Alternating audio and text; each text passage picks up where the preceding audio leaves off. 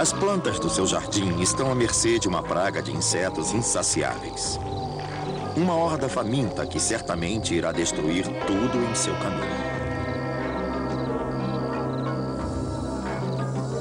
Porém, a natureza se encarrega de manter tudo em ordem.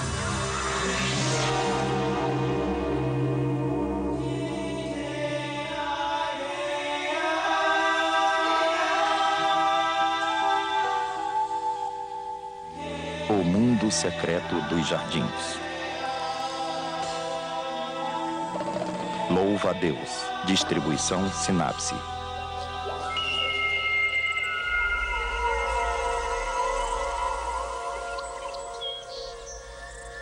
Uma maneira de proteger suas plantas favoritas, evidentemente, é povoar seu jardim de predadores. Você ouve bastante a respeito das joaninhas e seu apetite por afídeos, porém, um dos meus predadores favoritos é o louva-a-Deus. Eles são bem melhores de se manter no seu jardim e são fascinantes de se olhar. É claro que o segredo é não confiar em um determinado predador, mas sim ter uma diversidade de criaturas, uma vez que diferentes predadores se alimentam de diferentes pestes. E o louva-a-Deus se adequa muito bem a esse cenário.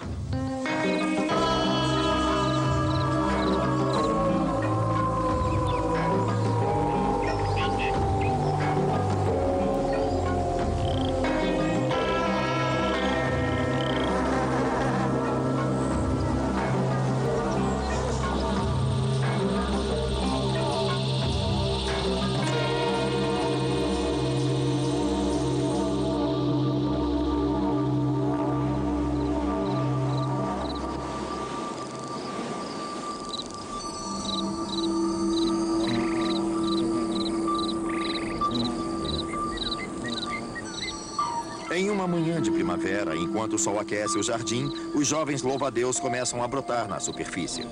Eles passaram o inverno inteiro abrigados em uma dura e espumante massa de ovos e chegou a hora de centenas deles se contorcerem para fora de seus pequenos calabouços e ganharem céu aberto.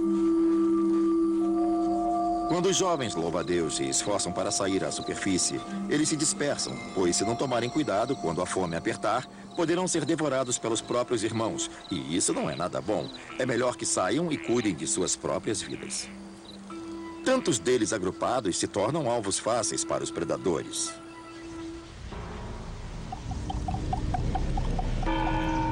Como todos os insetos, os louva-a-Deus depositam uma grande quantidade de ovos, criando assim um potencial para o surgimento de uma nova população, mas boa parte não sobrevive. Muitos tipos de pássaros se alimentam deles, e de aranhas também. Na verdade, eles são tão saborosos como outros insetos. E ser um predador não garante nenhuma proteção especial.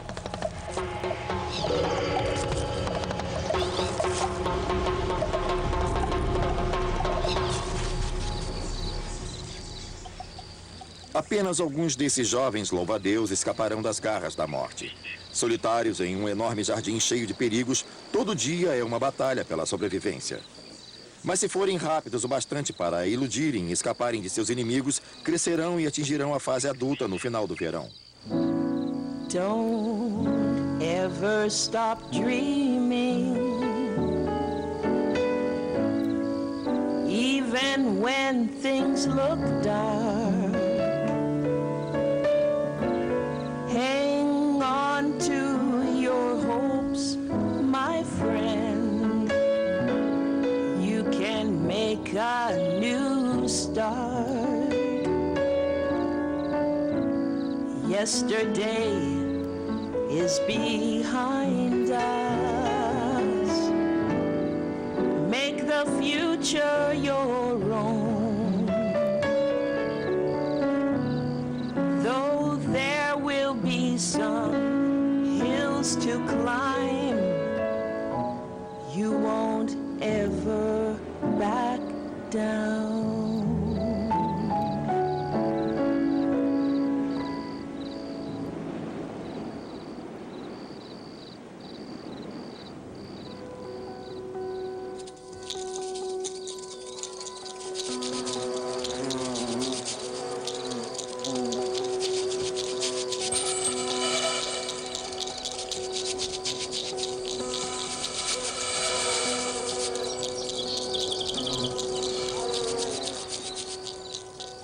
A essa altura, com 1 ou 2 semanas de desenvolvimento, os louva-a-Deus são bem pequenos. Só se alimentam de minúsculas criaturas como afídeos, mosquinhas de frutas e seres desse tipo.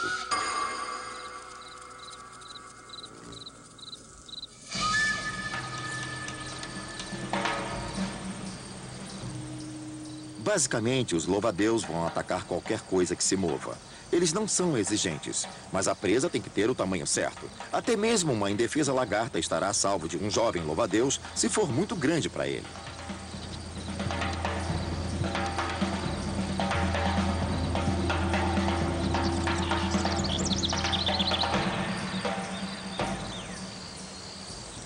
E mesmo quando as condições são boas, eles ainda podem perder a chance de uma boa refeição. Realmente não é todo tipo de predador que se beneficia o tempo todo. E os jovens louva-a-Deus ainda têm muito a aprender. Muitos deles simplesmente morrem de fome, pois não é assim tão fácil ser um predador. É bem mais difícil do que comer grama. A estratégia de caça de um louva-a-Deus é bem simples. Em vez de tentarem correr atrás de sua presa, eles ficam parados, quietos e atacam qualquer coisa que chegue perto. Eles têm um apetite voraz, afinal, devem continuar comendo para crescer. Acontece que algumas criaturas acabam entrando em sua área, obviamente para conseguirem algum alimento. E o que ele faz é ficar parado esperando a entrada da presa.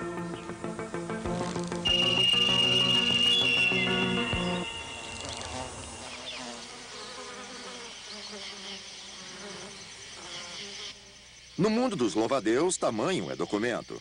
Quando eles nascem, não têm o tamanho da unha de um dedo mínimo. Mas com o avanço do verão, essa pequena criatura acaba ficando grande como a palma de uma mão.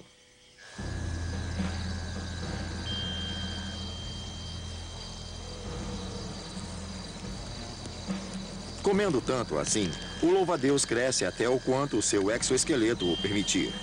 Sua superfície é bem rígida e não expandirá além de um certo ponto.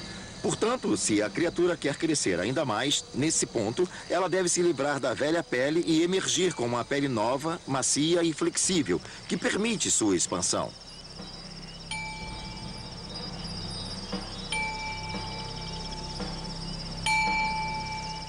Claro, ele não sai todo por igual, nem se divide por inteiro.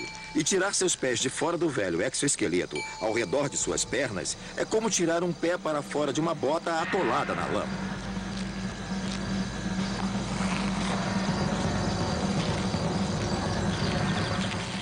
Esse é um momento muito vulnerável para o louva-a-Deus. Eles ficam completamente imobilizados por até 1 hora, à mercê de qualquer grande predador de jardim que note sua presença.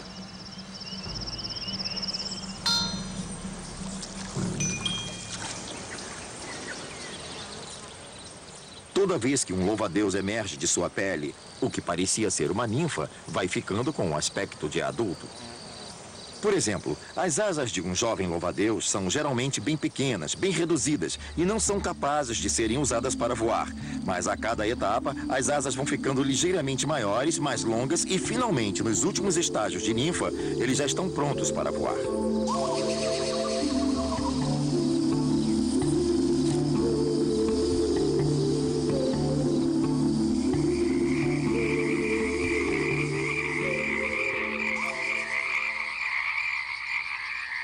Para que um louva-a-Deus cresça em seu ritmo máximo, ele precisa caçar e comer constantemente. Por isso, não importa se é dia ou noite, eles adoram caçar o tempo todo. E claro que podem variar a presa que estão caçando. Eles comem muitas criaturas noturnas, muitos insetos, como as mariposas e larvas. Eles não são nem um pouco seletivos. Comem praticamente tudo que se move ao seu redor.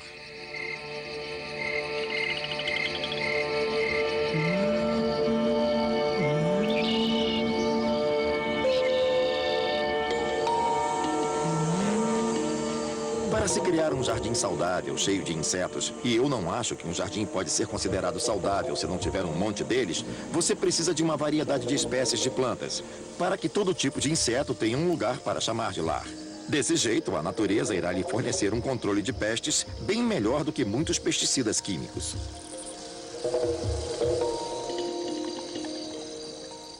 A maioria dos controladores de pestes do seu jardim são silenciosos. Existem muitos agentes parasitários e vários tipos de doenças na natureza, mas é muito difícil observá-los diretamente. Com os louva-a-Deus você consegue ver alguma ação. Eles atacam praticamente qualquer coisa e são grandes e lentos o bastante para que você possa vê-los trabalhando no seu jardim. Isso ao menos lhe dá alguma esperança de que seu jardim não ficará completamente à mercê de todo tipo de insetos comedores de plantas. Nenhum predador irá resolver todos os problemas do seu jardim, mas o louva-a-Deus consome uma quantidade de presas impressionante. E eu particularmente considero como o maior problema os gafanhotos. Quando se tornam grandes, eles podem causar um dano enorme à vegetação de um jardim e os louva-a-Deus ficarão bem contentes de os terem como presas.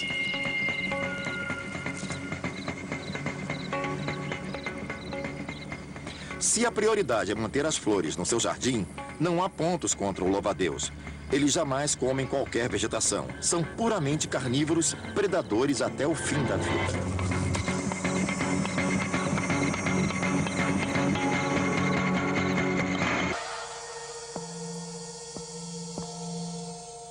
Se você quer preparar uma estratégia, uma emboscada para esperar uma presa, uma das coisas que deve fazer é desaparecer na paisagem. Os louva-a-Deus têm uma maneira elaborada de se camuflarem e desaparecer no meio ambiente. Os louva-a-Deus europeus são geralmente verdes ou marrons. E devido às suas longas pernas e seu corpo fino, podem se disfarçar como folhas ou galhos. Esse disfarce é sua principal estratégia de defesa, combinada com a habilidade de permanecerem imóveis por horas a fio, o que é muito eficiente. Outra defesa dos louva-a-Deus é tentar parecer ainda mais ameaçadores do que já são. Para afugentar potenciais predadores, eles levantam as patas traseiras de suas pernas posteriores e abrem suas pernas dianteiras e revelam olhos que dizem: você não vai querer se meter comigo.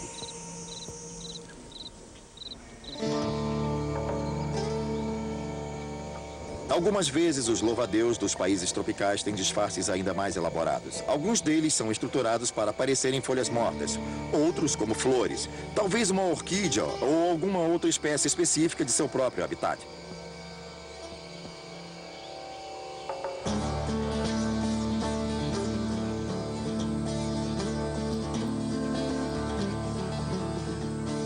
Há uma grande variedade de cores e detalhes, mas todos os louva-a-Deus têm basicamente a mesma estratégia de defesa, de se misturarem ao seu meio ambiente. E eles vêm sendo bem-sucedidos nisso ao longo de milhões de anos.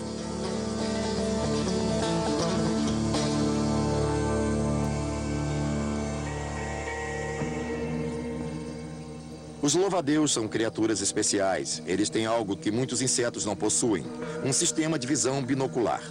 Ambos os olhos são localizados na frente da cabeça, como nos humanos ou nas águias e falcões. Assim, ambos os olhos enxergam a mesma imagem, mas como há uma distância considerável de um para o outro, as imagens não são idênticas, e é essa diferença que os permite perceber a profundidade. E sua percepção de profundidade é essencial para que sejam capazes de atacar a presa com precisão.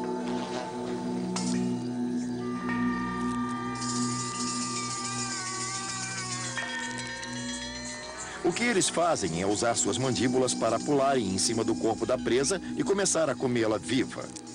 E suas mandíbulas são bem poderosas para poderem penetrar o exoesqueleto de praticamente qualquer coisa que pegarem.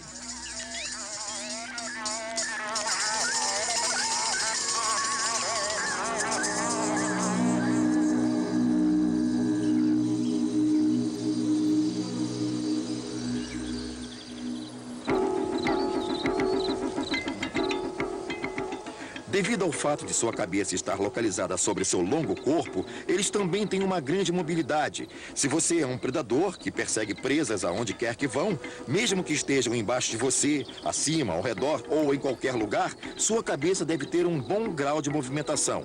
E, de fato, eles podem gerá-la mais de 300 graus, quase 360 graus para perseguir a presa.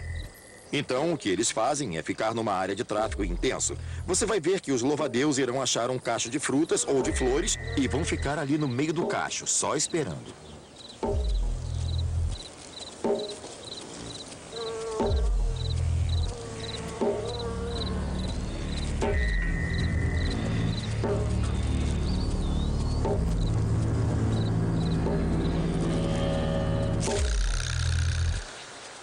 Eles possuem essas patas dianteiras como garras com movimentos elásticos, mas que na verdade são mais parecidas com facas, com as pontas serradas que lhe permitem agarrar firme qualquer presa que aparece. Aprendem que algumas coisas são bem melhores do que outras. Como, por exemplo, alguns insetos que acumulam toxinas em seus corpos. Algumas tentativas e eles descobrem surpresos que não querem mais comê-los. Depois de algum tempo, descobrem que alguns tipos de presas podem ser bem ameaçadoras. Os louva-a-Deus não são estúpidos. Eles aprendem a reconhecer uma presa inadequada.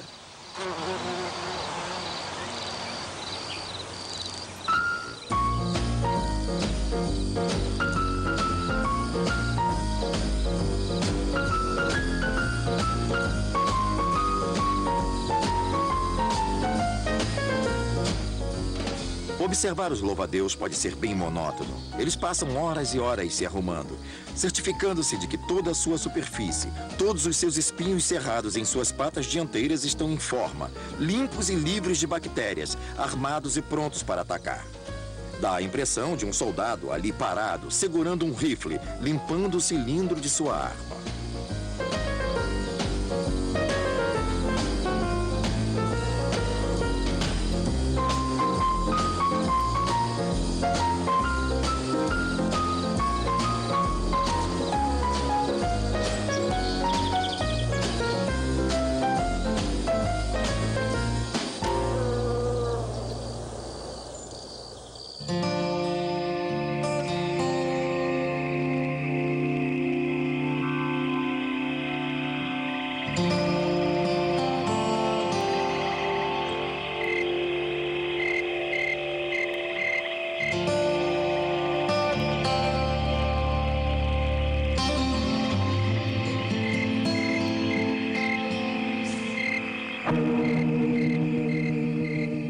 A hora em que os louva-a-Deus estão mais vulneráveis é quando estão voando. Se um louva-a-Deus está voando à noite, por exemplo, é presa fácil para os morcegos. Porém, eles têm ouvidos entre suas duas pernas traseiras, que parecem estar sintonizados na alta frequência dos pulsos sonares dos morcegos. Então, enquanto o louva-a-Deus voa, ele detecta a presença de um morcego caçando ao redor. E se o morcego está próximo demais, eles ou dobram suas asas e caem no solo, torcendo para que o morcego não seja capaz de segui-los tão rápido, ou então executam manobras evasivas, fazem um zigue-zague até caírem de tal forma que voam ligeiramente sobre a vegetação, cruzando-a, até onde haja obstáculos suficientes para confundir a habilidade dos morcegos em detectá-los com o seu sonar. É praticamente como faz um míssil, planando pelo topo das montanhas para que não possam ser detectados por um radar.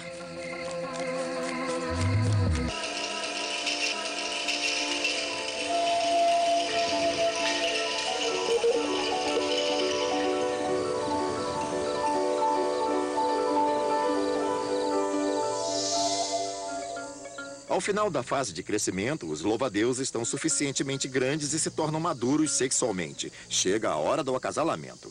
E o sexo vem com uma boa dose de risco. Esse risco é a crença popular de que os machos normalmente são comidos pelas parceiras no ato. Ah, mas isso não é tão comum. Apesar de que, às vezes, isso pode ocorrer. O que acontece é que as fêmeas ficam bem grandes e engravidam. Na verdade, os ovos se desenvolvem em seu interior. Os machos, enquanto isso, estão atrás de suas possíveis parceiras, procurando fêmeas. E quando as encontram, têm que se aproximar com cuidado para que sejam capazes de acasalar sem parecer uma presa. Então, eles têm que proceder com muita cautela.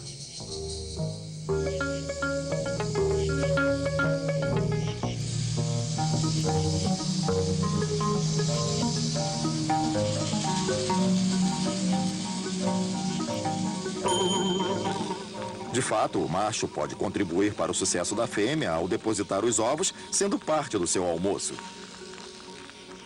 E não há razão alguma que justifique que o macho ainda tenha sua parte superior do corpo durante o acasalamento. Ela pode comer sua cabeça, seu tórax, mas seu abdômen ainda continuará transferindo o esperma para dentro dela. Então, por que não comê-los? Uma vez que a fêmea já acasalou, sua função é a de procurar um local adequado, normalmente um local protegido em um galho ou dentro de uma construção.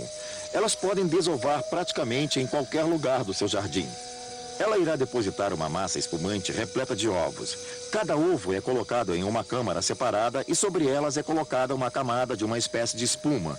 Mais ovos e, finalmente, no topo da massa de ovos, uma abertura com uma espécie de válvula, da qual emergem as larvas que vão sair desta massa.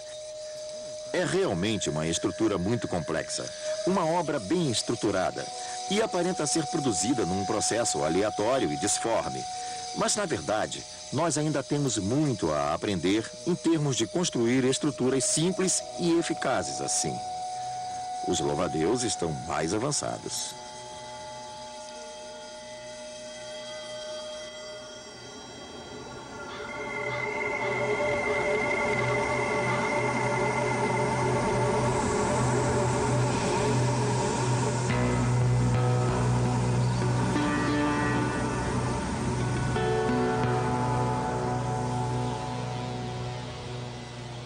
Os adultos continuarão a se alimentar sempre que ainda houver insetos ao redor e sempre que a temperatura for quente o bastante para isso.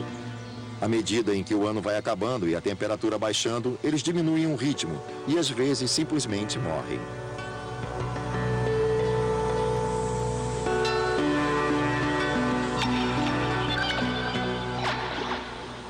Como legado, deixam seus ovos. Protegidos dos ventos cruéis do inverno por uma espuma protetora, centenas de ovos de louva-a-Deus esperam o longo inverno passar. Versão brasileira Alcateia.